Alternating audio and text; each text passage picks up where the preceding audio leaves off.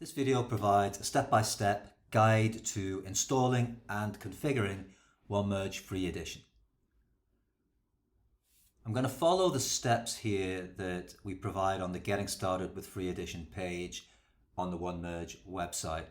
I'll show you where the link can be found for this page actually once we have the OneMerge application installed. Okay, so the starting point here for the setup is an entirely new Salesforce org that currently doesn't have OneMerge Free Edition installed. To install the product, we have two options. We can either use the Salesforce App Exchange listing, or we can take the installation link from the release notes. So I'm going to take this particular path. I'm going to copy the URL, paste that in to the Salesforce org, and I'm going to install the product from here. Now this will take a moment or two to run, so I'll pause until the application has now installed and we get the installation complete message. Okay. Now we have OneMerge Free Edition installed as a package in our environment. The next step is to follow the post-installation instructions. So instruction 1, assign the OneMerge user permission set. Okay, so let's find the user. And if we scroll down, permission set assignments, let's find the OneMerge user permission set, add the assignment, click save. That instruction step is now complete. Step 2 is to assign app permissions to the OneMerge app. So for this, we need to navigate to the profile and we need to find the section here in the profile settings for app settings. So let's have a quick look. Visible default. Okay. So as we're a system admin, we get the app permissions by default. If this was a custom profile, we would need to edit the profile and make the application visible and or default for that particular profile. Okay. Next step is to assign the OneMerge package page layouts to user profiles. So here we have the OneMerge account layout, which is installed by the OneMerge package. And we can optionally assign this page layout as is to different user profiles. I'm going to do that as part of this setup video. However, it's more typical you would take OneMerge fields and place them into existing layouts as appropriate, or indeed use Lightning app or record pages and use the dynamic field capability there to incorporate some of the OneMerge fields into existing views of your records. But for this demo, I'm going to show simply the mechanism for assigning the packaged page layout. So let's do that to our system admin profile. Okay, done. So I'm going to leave the post-installation instructions at that point and go back to our setup steps. So we've been through the step 1, install the app and complete the Salesforce configuration. Step 2 is configuration of Salesforce duplicate management. So here we're into configuring under data duplicate management two sets of rules. We have the matching rules, whereby we can define logic that enables Salesforce to identify duplicates. Out of the box, Salesforce gives us some standard rules for the standard objects, account, contact, lead, and indeed person accounts if we had that feature enabled.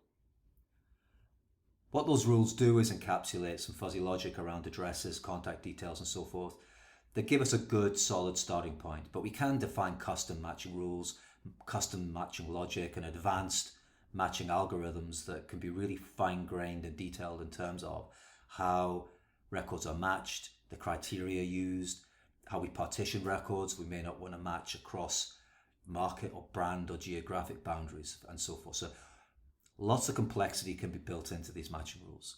And this is standard Salesforce functionality that's available to Salesforce users out of the box. Duplicate rules is the second of the two types. And duplicate rules talk about, well, what do we do with the duplicates that have been identified? Do we block the creation of the duplicate? Do we alert the user? Do we report that a duplicate has been created? So the duplicate rules define the handling behavior. OneMerge requires that we report duplicates because it's the reporting of duplicates that is essentially the handoff between the standard Salesforce duplicate management features and OneMerge. It's the duplicate record sets that are generated by this report option that serve as that handoff mechanism. So I'm not going to make any changes here, but step 2 is critical in terms of setting up the product, setting up the process. Define the matching logic or enable the standard rules. Equally the same thing for duplicate rules. But for duplicate rules, it's critical that the report checkbox is ticked. And that way we get duplicate record sets, which is data that Salesforce generates to report a match. And that's key as the input for OneMerge. Step 3, moving forward, configure merge rule sets. Okay, so now we're into the OneMerge configuration. Here we have the option to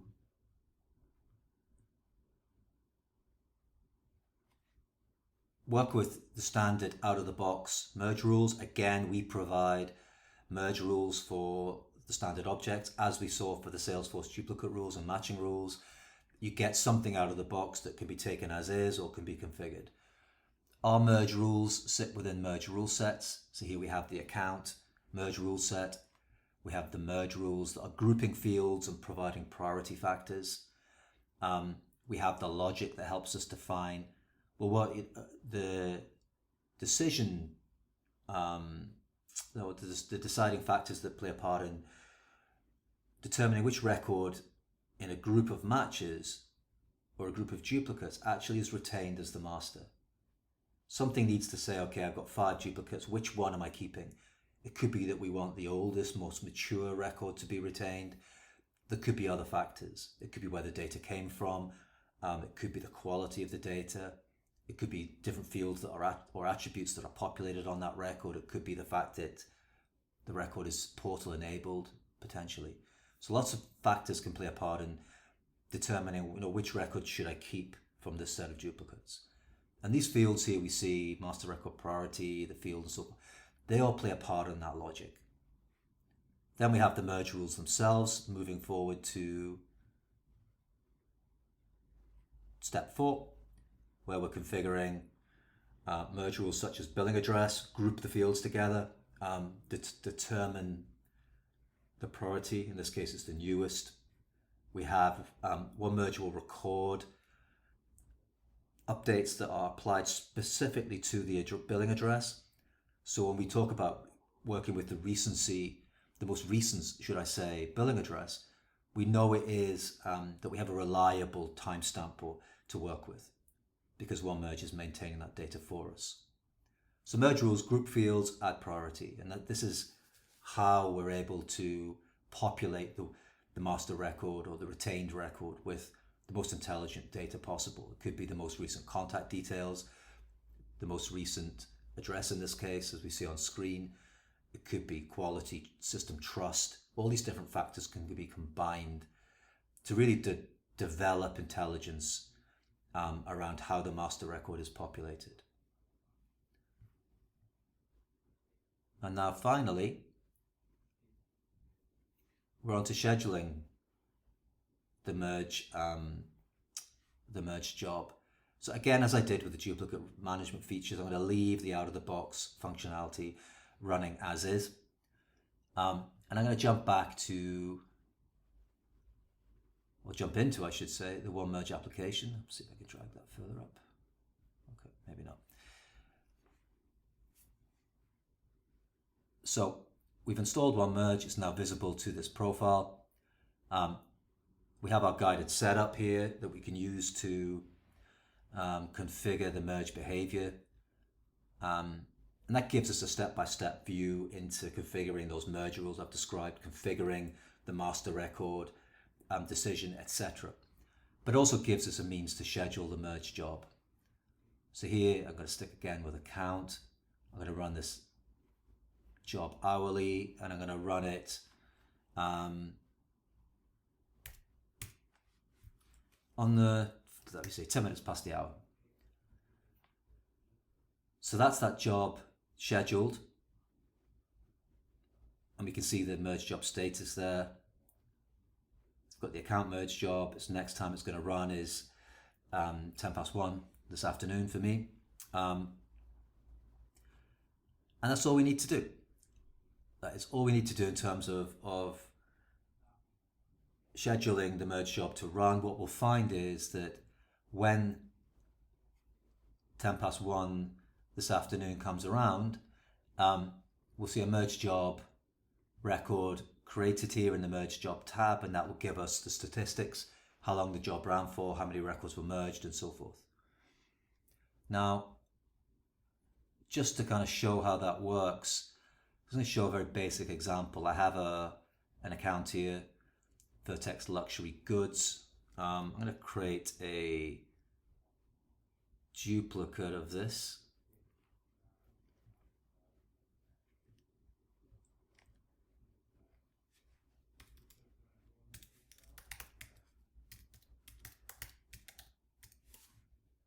And it's UK, Birmingham City, London. So in creating this duplicate, I can see immediately Salesforce Duplicate Management has identified that I'm creating a duplicate. It's notified me, it's alerted me, but nonetheless I can continue. So let me just save that duplicate. We now have 2 Vertex Luxury Goods. We know they're duplicates. Salesforce has generated, I need to create a list view. Let's do that. So here we've got a duplicate record set that Salesforce has generated. You can see it contains the 2 Vertex Luxury Goods records. And this duplicate record set is sitting there in the system. When our merge job runs at 1:10, it will pick up this record and perform the merge.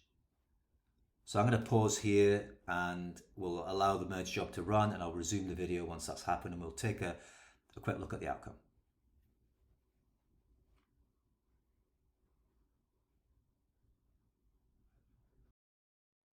Okay, so it's now gone 1:10 in the afternoon. The merge job that we scheduled a moment back has run, and we can see that because our merge job status component on the home page is telling us the next scheduled run is actually now 2:10. So as I mentioned earlier, we should see that we have a merge job record for the 1:10 job execution. There it is. Let's open that up. You can see some statistics in here. The current status completed. That's good, of course. The number of record sets that have been merged. How many records within those record sets were merged. Start time, end time. All the kind of typical job type statistics you would expect to see. As well as a merge result there, which I'll come back to actually in a moment when we look at the outcome itself at the account level. So we can see here very clearly, once we've scheduled the merge job and it's running hourly or daily or whatever the frequency may be, we can come in and look at these these merge job records for the account object in this case. And we can apply standard Salesforce reports to these records also. So we can get we can build up an historical view onto the behavior. We can look at exceptions and so forth as well through that mechanism. But if we go back to our Vertex Luxury account, we can see actually last time we looked there were two. I created a duplicate. There were two records. Well, now we have one. And that was and is the original record that I created. As you can see, it has the full billing address and so forth there. But we see now, if we scroll down and we see some of the OneMerge fields, if you remember, I assigned the page layout, the packaged page layout. So I'm seeing that particular view, which has all of the OneMerge fields displayed.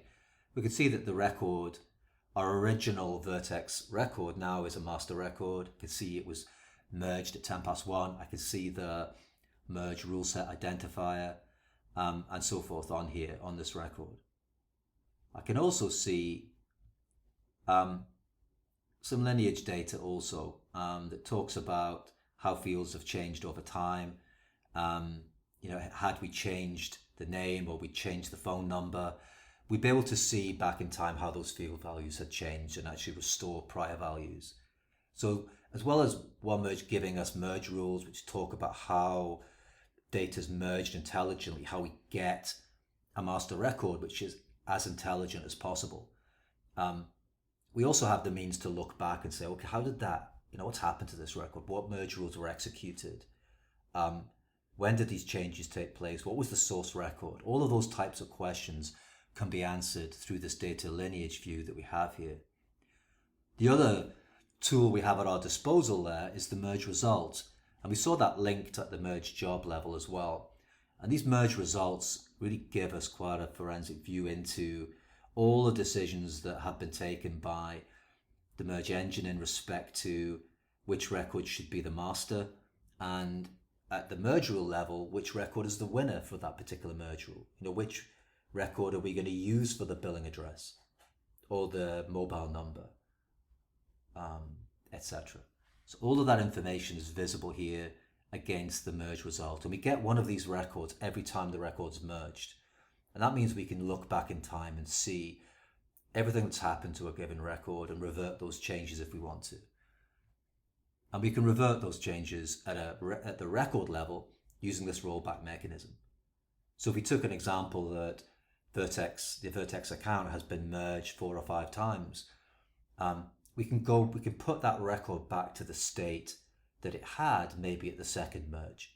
If we assume something went wrong at merge 3 and 4, then we can go all the way back and roll back to a given point in time using these merge results as a timeline that we can place the records at any point in that timeline. So rollback and restore are really key and core features of a product such as OneMerge that is merging data between records. So let me end the setup video just by highlighting where the page on the right hand side can be found, and that is getting started here in the welcome panel on the home page. I believe it's also available here in the utility bar, getting started. This video you're watching is an unscripted overview of the steps.